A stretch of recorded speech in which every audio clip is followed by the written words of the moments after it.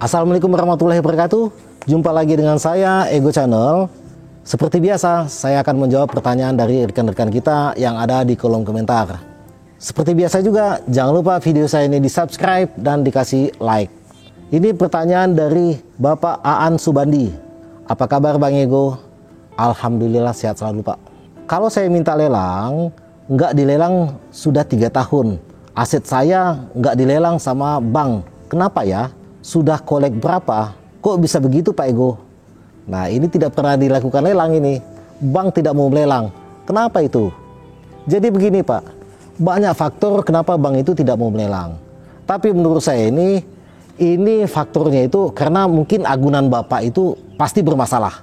Maksudnya bukan bermasalah Bapak itu agunannya ini sedang ada penuntutan ataupun yang lain. Enggak.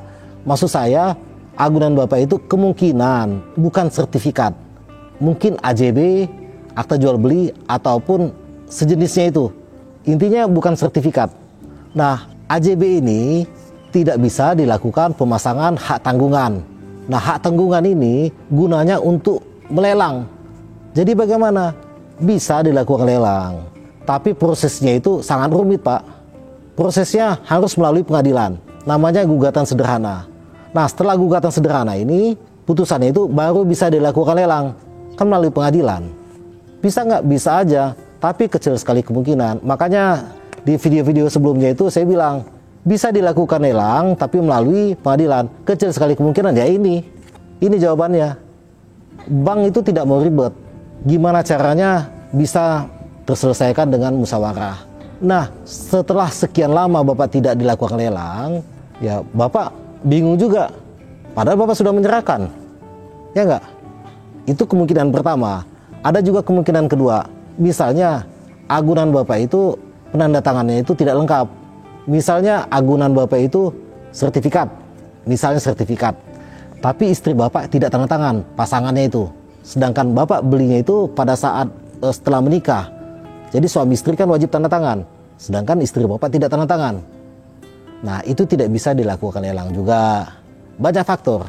Ataukah misalnya itu ada terjadi penuntutan, pihak lain yang nuntut, atau saudara-saudara Bapak. Nah, tapi kan kita nggak tahu. Tapi menurut saya agunannya ini bukan sertifikat, tapi AJB. Ataupun sertifikat, kalau agunannya tetap tidak dilakukan pemasangan hak tanggungan. Misalnya kreditnya plafonnya itu di bawah 100 juta. Ada bank-bank tertentu, itu kalau limitnya 100 juta ke bawah, itu tidak dilakukan pemasangan hak tanggungan. Itu biayanya lumayan besar. Itu biaya notaris ya, bukan masuk ke bank. Yang masuk ke bank itu biaya administrasi, biaya provisi. Kalau biaya notaris ya masuknya ke notaris.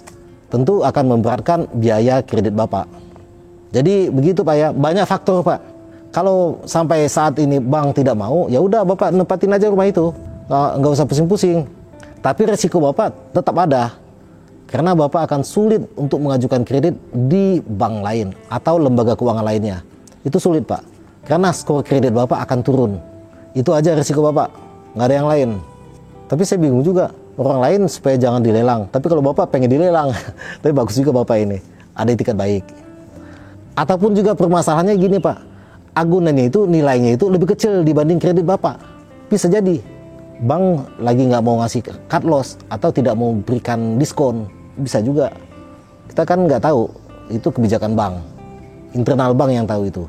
Ya, mungkin ini saja jawaban saya kali ini. Jangan lupa video saya ini di subscribe dan kasih like.